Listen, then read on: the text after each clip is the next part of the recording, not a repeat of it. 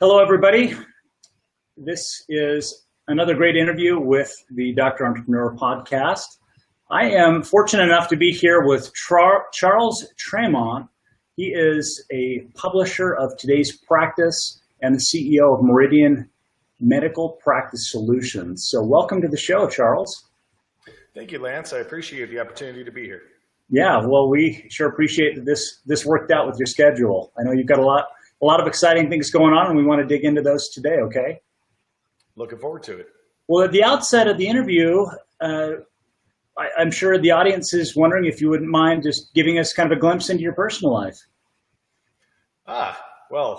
So we live in Las Vegas here. I have 6 beautiful children. And yes, we do have a rental program. If anyone out there is interested, they're hard. Anyhow, and my beautiful fiance Candy here in Las Vegas, and frankly, we're just enjoying the weather because it's under 3 digits. So that's a welcome change. It's pretty hot.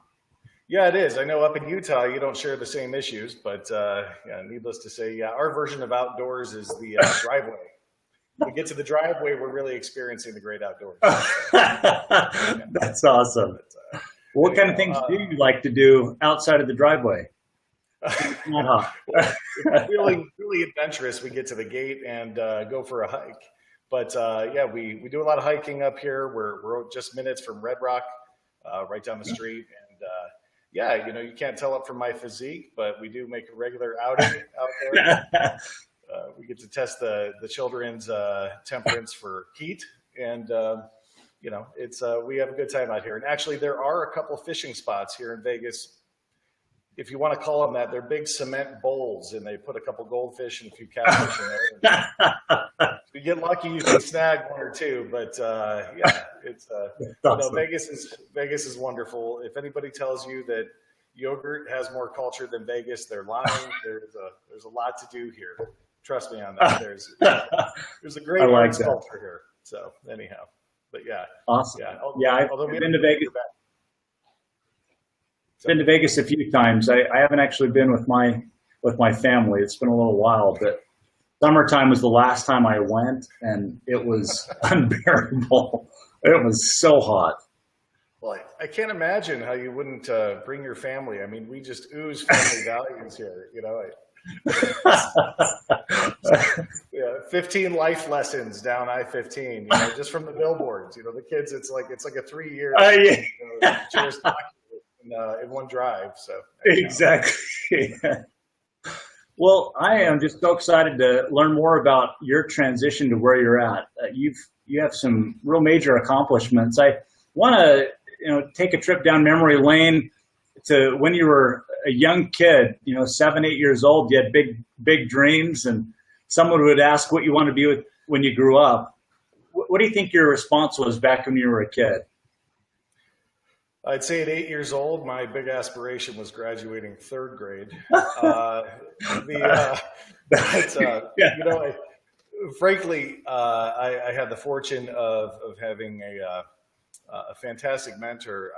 My father, who lives here in Las Vegas, he's a retired OBGYN. And I got to watch firsthand all the wonderful opportunities that, that pedigree of professionalism affords you, while simultaneously watching all the trials and tribulations of independent practice. So it was formative, to say the least. But that was in Ohio. Yeah, we had more scenery back there. We had a flea market. It was nice. A flea market? What? Yeah, that was in Ohio. It's where all the street vendors. With, right.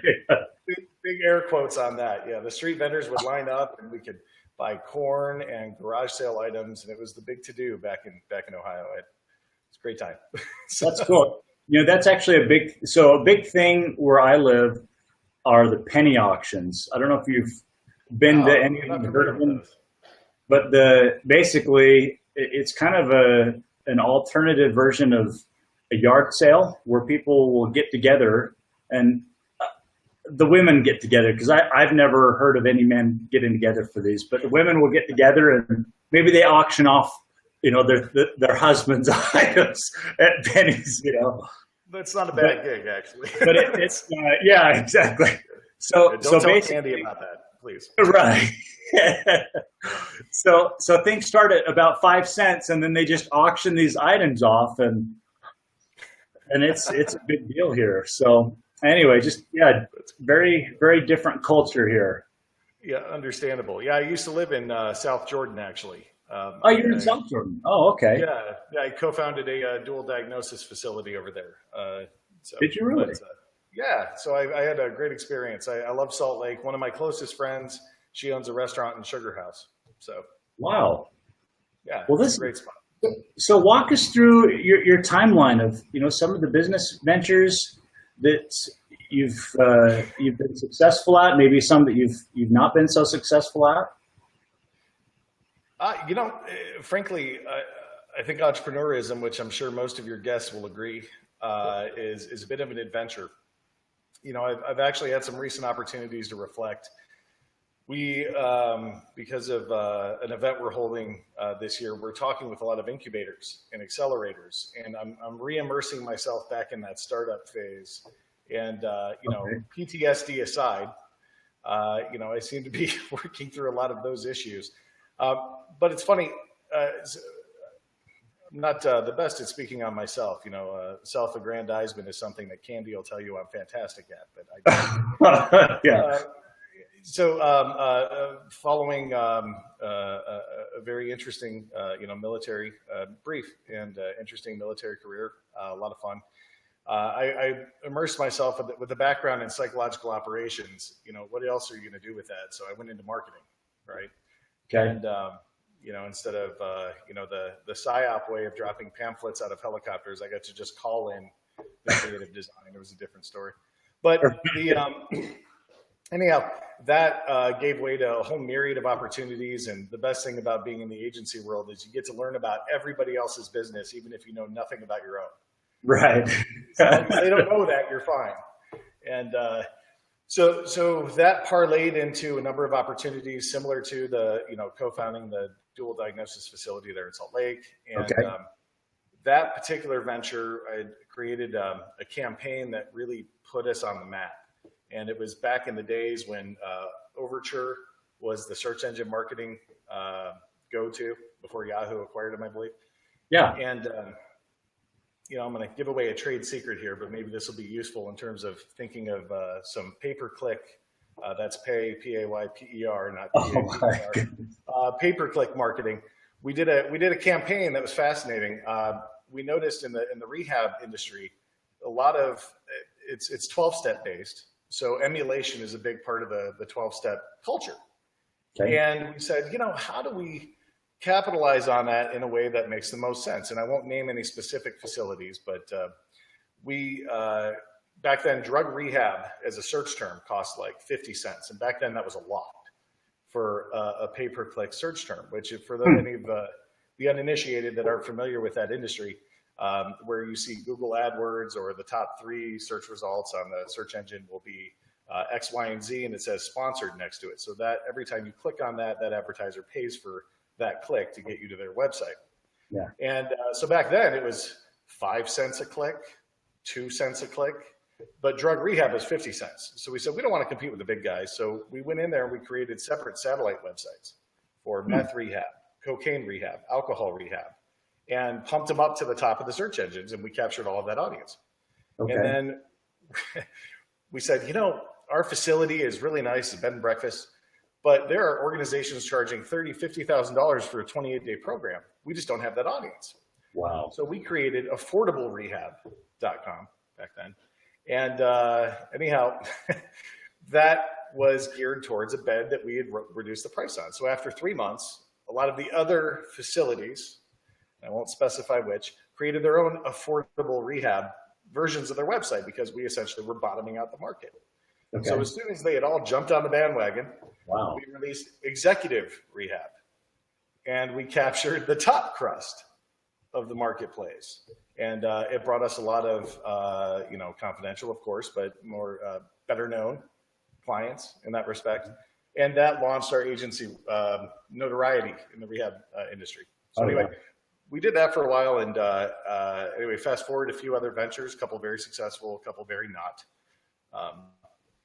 if you're an entrepreneur, you don't know how high you can get until you bounce off the tarmac, right?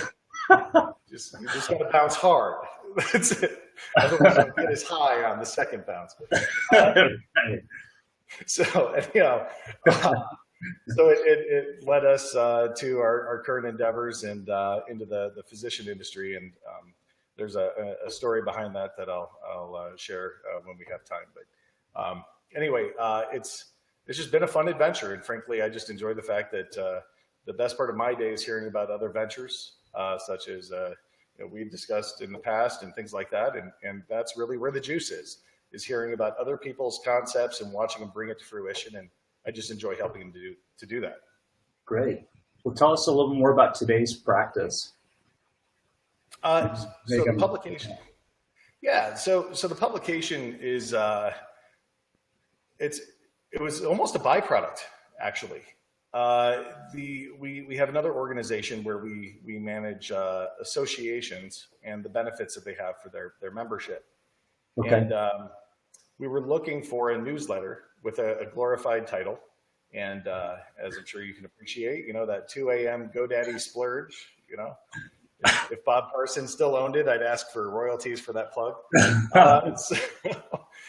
Anyhow, that's where it started. And it was originally a newsletter. And because we focused on different areas of business, legal, finance, marketing, practice management, technology, it just blossomed from there, and it attracted some really brilliant people, far brighter than me, which is a great thing. And I'm given permission to proselytize on their behalf and expound their expertise on a physician audience that is hungry for it. So we got fortunate. Good timing. And I understand that, so there's a conference that surrounds today's practice that you're actually holding in October. Yeah, that's actually, it's not our first conference. We've been doing this for 6 years, but it is our first conference to where it's today's practice without any affiliations. Yeah, okay. And frankly, the funnest part, and thank you for bringing that up, and to avoid any, shameless self-promotion, there's one component in that there's one component I'm very excited about, and that is, I can't use a specific term, but if there were a tank that had very hungry fish that was related to an investor community, that's what I refer to this particular symposium as. It's a piranha tank, if you will. So I know my in-house counsel is listening to that right now. So no, it's an investor symposium for startup healthcare technologies. And because we have 3 other audiences of physicians and dentists and various other healthcare providers, we thought, why not give a stage to these startup companies that really need the exposure? You've got a whole of early adopters, right? And anyhow, so that's what we're doing. We're really excited about it. But disrupting the status quo is really our mantra. And I know that's cliche, but it really is what we're here to do. We're actually here to disrupt the current state of healthcare, in that we feel the patient outcomes could be better based on what's out there and available, but underserved. Charles, who are some of the people that you've looked up to as you've built your career, and people that have had a huge influence in what you're doing with today's practice? Well, there's this podcast, The Dr. Entrepreneur. Oh my, yeah. No, sorry, I didn't mean to look down and blind you all with my forehead there. So no, I do have, so my father aside, who toiled day and night as an OBGYN, the man had no personal life to speak of. I can remember multiple Christmas Eves where he'd say, "Oh, Merry Christmas, gotta go. I've gotta go have another baby." But wow, the one quote unquote mentor, I guess, I don't know if actually being familiar with or having met your mentor is a pre-qualification, but I don't recall exactly how young I was. Maybe I was sweating out graduating 2nd grade.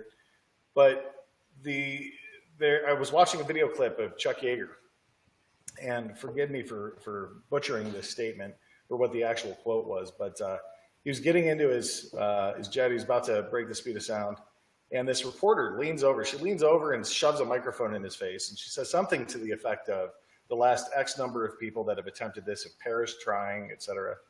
Aren't you scared or worried or something to that effect? And Yeah. he looks up at her and he snaps in his harness and he says, well, there's nothing I can do about it now, so why worry about it? And then essentially ushers her out of the cockpit. And that just seared into my brain. So, it's one of those things where a lot of people don't get to realize their dreams because they don't get out of the starting gate. Yeah. They know every reason why they can't. Right. And so fortunately for me and unfortunately for my board, I don't know that I can't. So yeah, you understand, and so do your guests, I'm sure. That is instructive for all of us. And, sometimes it is the ready, fire, aim scenario with a lot of things that we do, but taking initiative is just so huge. I struggled to take initiative with a lot of things after I finished with graduate school and getting my MBA. I felt like I had analysis of paralysis or paralysis from analysis, right? Because and so many people, they analyze things to death and talk to so many people to where, they talk themselves out of doing anything in life. And like you say, in terms of realizing dreams, we end up watching other people fulfill their dreams. And so, I think what you said is very instructive. Well, you mentioned in your journey that along the way, leading to where you're at, you've got this conference where you're going to have disruptive technologies and practices, doctors and people that have developed these highly advanced technological advancements that are improving healthcare. But, again, going back just into your career and on your journey, walk us through maybe a time when you had kind of a failure that helped to shape you in some way. Sure.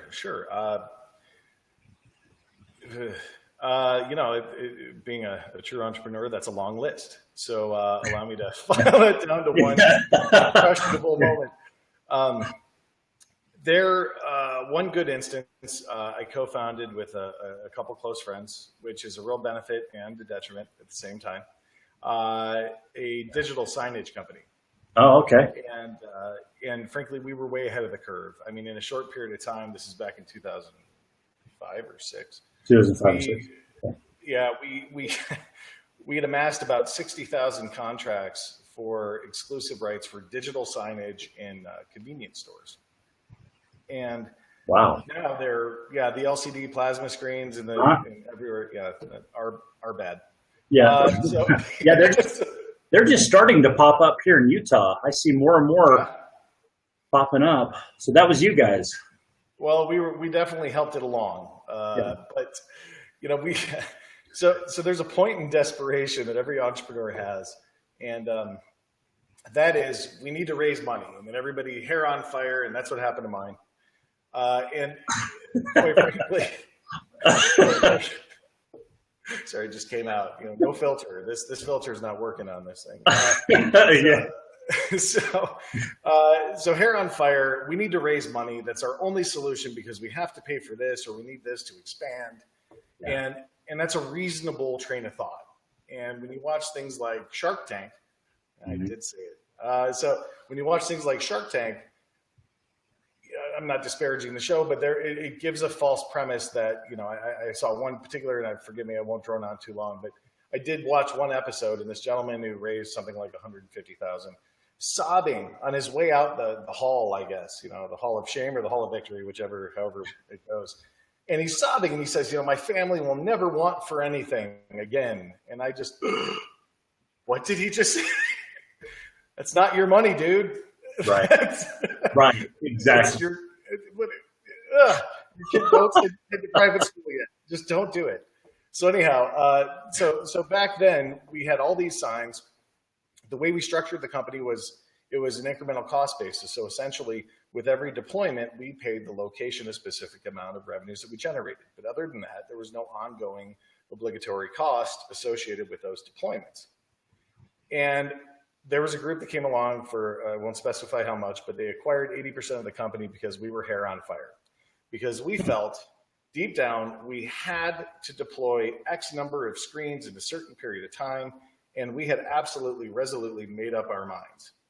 And you could tell us maybe there's a better path, and we just wouldn't listen, because in our mind, that was it. That was finite. And if we didn't achieve that, we were failures in our mind.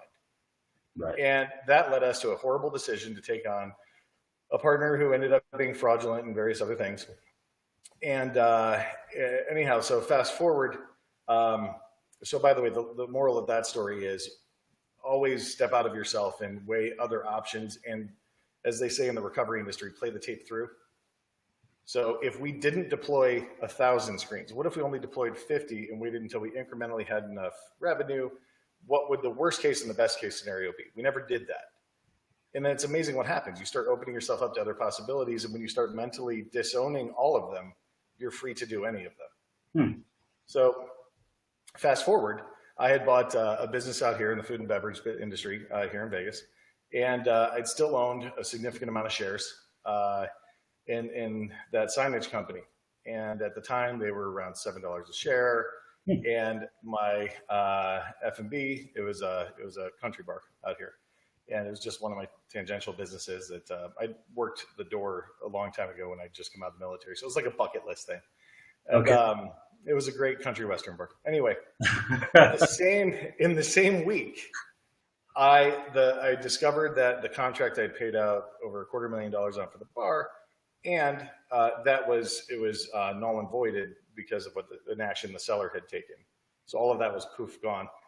In the same day, I got a call that the signage company took a down round of funding, and my $7 a share went to 22 cents a share. Oh my goodness. So both of my nest eggs collapsed instantaneously in the same day. And I'll never forget, walked in the house, sat down on the couch. The dog didn't even want to look at me. He was ashamed of me. He was hiding his head under his paws. He's like, "Guys, don't even look at me. I'm the worst entrepreneur ever." And so anyway, the love of my life, she walks over, hands me a beverage. She said, "So you're going to sit there all day, or you're going to get up and start something new?" And so I had about 60 seconds of self-loathing. And, anyway, so, it's interesting. That was an epic fail. I mean, like, lost everything in one shot, and was able to recoup the vast majority inside a year. So I don't know who said it, but I think it was, or I know it was Ford, but I don't remember what the exact quote was. But, the government or whomever he was railing against said, "You can take everything I have, I'll just remake it again because I know how," or something to that effect. Lance, you probably know that quote way better than I do. So, but well, I don't have that memorized, but I've heard something along those lines. It sounds like you have a companion that keeps you on your toes, though. She does. Yeah, she's a handful, and she boxed for 5 years, so she doesn't take any BS from me. So that is how my wife is. Yeah, and that's what I look for in a companion. I knew I needed somebody to keep me on my toes, but there are times where I just, settle down a little. Well, being an entrepreneur's companion is not an easy task, right? Now, is your wife subscribed to the bug as well? Is she into the entrepreneurial side, or is she's not? Side? No, she's just on the side of, she would actually like to become a midwife someday, and until then, she just teaches women birthing. She has birthing classes and watches our kids. So we'll have to talk offline. Candy has a mommy blog that the Southwest Las Vegas moms worship. So oh, really? Yeah. Okay. We'll have to talk offline. She could bring her a whole herd of business. So cool. Absolutely. Yeah, well, for sure. And I know you've got a lot of contacts. I wonder, what would you say have been some of the personal habits that you've created in your life that have helped you to be as successful as you have? Well, that presupposes, a level of success that implies, I'm not looking forward or back, right? So, but I don't think any of us that are, ever successful stop looking forward. I think that's our blessing and our curse, right? Right. So, but back the question again? I just want to make sure I'm specific on the answer. Oh yeah, just some personal habits that have contributed to your success. To the negative, intolerance. You know, I heard the greatest anecdote yesterday, and I shouldn't have appreciated it as much as I did. A gentleman tells me, he says, you know, the wisest man in the world is walking down the street, and this gentleman runs up to him and says, what's the secret to happiness? What's the secret to happiness in life? And he says, you don't argue with idiots. And he says, well, it gets better. And the guy says, that's preposterous. How could that possibly be the secret to happiness? And he looks at him and says, okay, and walks away. Oh my goodness. That's stuck in my head. Like, it's seared in. And I said, man, that hits home so well. And I don't mean to be pretentious, but you know, back to the naysayers that you had earlier referenced, you know, that's where I say intolerance. I'm not saying it's a good thing, but people that always know why they can't, I have just no patience for. Yeah. But in terms of traits, you know, I'm just really, really stubborn. And again, that greatest asset that I have is I don't know that I can't. And, you know, everybody on my team shares the same. It's not optimism, it's stubbornness.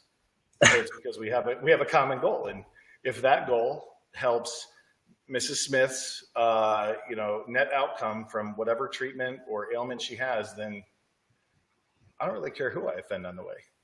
So that's, anyway, you didn't say positive trait, right? You just said trait. Exactly. Well, I definitely get a sense that you've had a lot of things in life that have helped motivate you to become a creator of circumstances, not a creature of your environment. So I want to acknowledge you for that. I think that's highly respectable and an admired trait that a lot of people really struggle with. A lot of people, boy, things get them down, and unfortunately they let things get them down for a long time. And you know, it sounds like you've had a lot of really early success in your life, and have seen a lot of success up to where you're at today. I want to get into learning a little bit more, if you wouldn't mind just kind of unpacking for our audience what Meridian Medical Practice Solutions is, and kind of what the motivation behind that organization has been. Absolutely. I don't want to bore your audience with an extended anecdote, but if I could take 30 seconds and share a brief one, that would be wonderful. Yes, please. Because otherwise it makes no sense. Why would somebody put themselves through such trials and tribulations unless they're truly say this? So my father, as I mentioned, is a retired OBGYN. Yeah. He is an incredible man.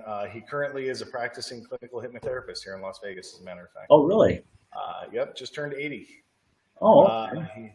He's hardcore. He's not messing around. Hypnotherapist?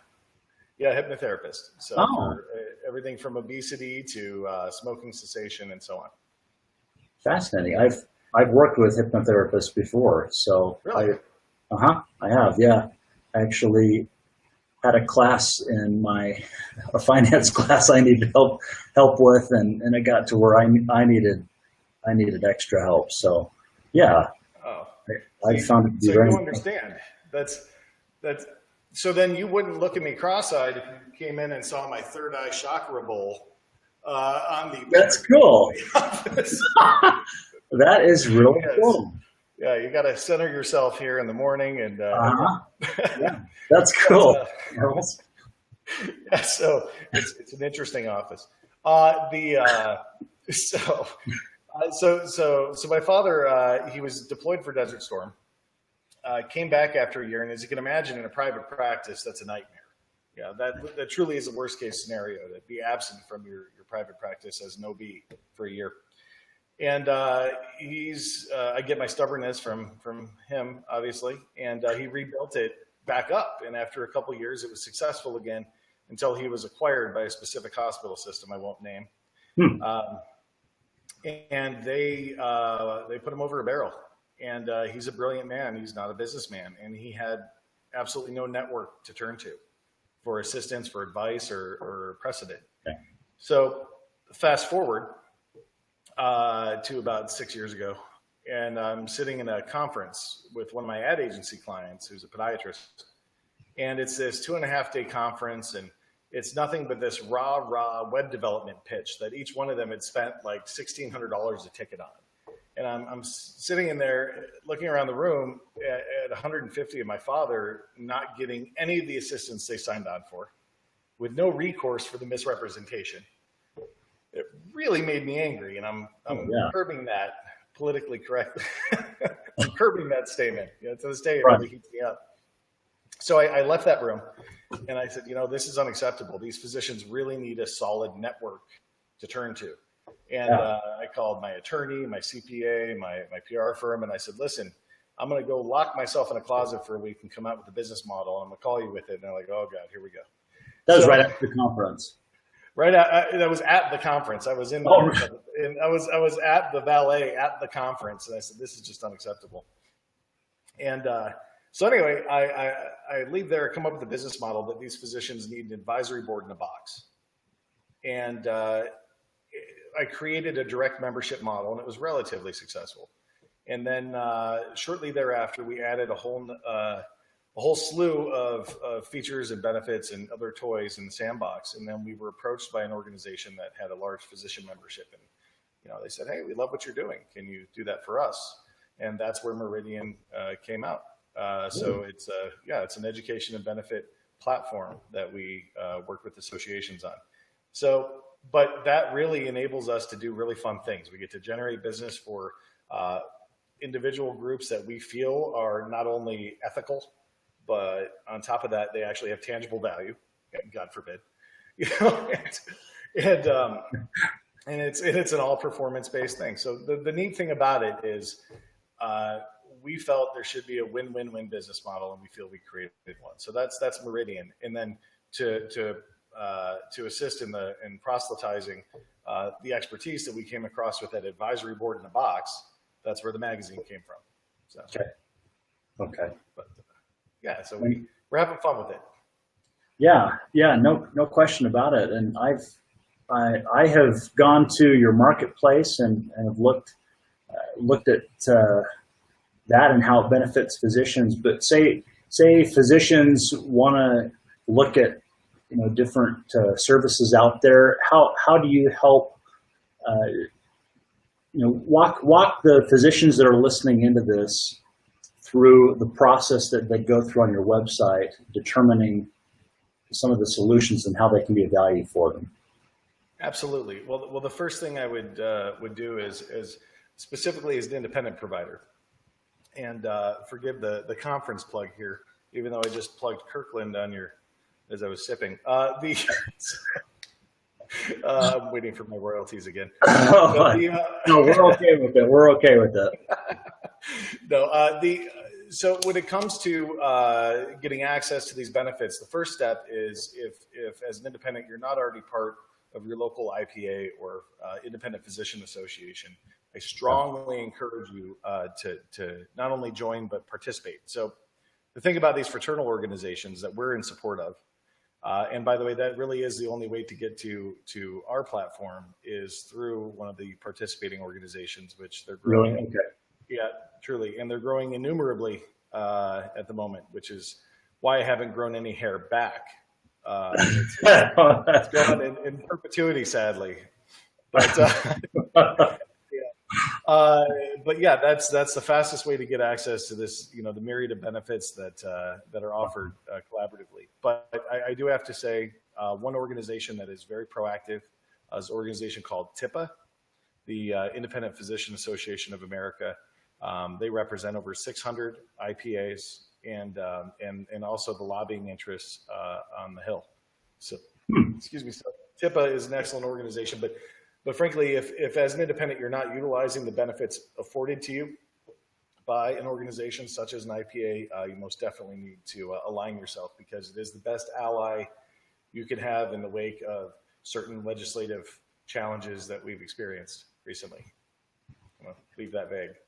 So, well, and a lot of the solutions for healthcare providers seem to be ignored just because either doctors don't have time to look at them, either they're too expensive, or they're just they're just, they just don't understand the value. But it sounds like if they were to join those type of organizations, these organizations are designed to help put these solutions in front of these physicians and to provide, reasonable prices and things to make things affordable so that they can run an independent practice, having the things that will help them focus on patient care. Absolutely, Lance. And, honestly, there are certain tripwires that are out there now. For example, in the area of ancillary testing, take pharmacogenomics, right? To test somebody prior to chemo to determine what variation of chemotherapy is best suited for their personal makeup genetically, to not do something like that, to me, is negligent. But the people in some instances that are assisting them in doing that don't have the best intentions of the physician, or more important, the patient in mind. And without the guidance of one of these types of organizations to weed through and vet those potential partners in those areas that do have tripwires, they're really shooting in the dark. And that's scary because there are significant punitive consequences for making the wrong decision that they otherwise aren't informed on. And it's not their fault, because if they're a good provider, they're focusing on their patient, not watching their back in areas they don't know what they don't know. Yeah, absolutely. So that's one of the best benefits of those types of groups, no question. Well, thanks for sharing. Where can so you gave an example of where physicians can start joining different associations and such. Any other recommendations for independent practices on how they can get involved with an association or some sort of an organization or a group to help reduce some of the costs with some of these solutions? Absolutely. Well, self-serving, today's practice, later this year we'll be releasing that full directory. But outside of that, right now, the opportunity I think is best, not to be flippant about it, but a simple independent physician association search within a specific zip code or area, or frankly, TIPAA, TIPAAA, is a fantastic group to reach out to, because they will identify and connect you personally with those IPAs within your region, and they love doing that there, and they're a strong group. And then where can people find out more information about MMPS, about today's practice, and more about you? About me, I stay off of the dark internet, please. I'm just learning about that whole thing anyway. Truly. No, I would say one place, and that is todaysconference.com, because really you can read all the background, but that personifies in action what we aim to achieve with all of our organizations. Okay, fantastic. A couple more questions I wanted to ask, more so for our audience, perhaps even for your posterity. There's one question that I ask all of the guests that come on, and that's that, let's say, let's kind of look forward into the future, say that it's the last day that you have on this earth, and you're in one of those scenarios where you have a chance to give some advice, and in particular, 3 life truths, 3 things that you've come to know as absolute truths to happiness in life. What would those 3 truths be for you? The first one is family is everything. Nothing takes precedent over that. The second is question everything. Because nothing is absolute, except for the first. Except for the first 3. An asterisk on that one. Right. And the third is don't go hiking in Vegas between 12 and 4 p.m. That's the best I've got for you, Lance. I'd love to hear at least one of your truths, if you don't mind. Yeah, no, I appreciate you saying that. So. I think that telling the truth will always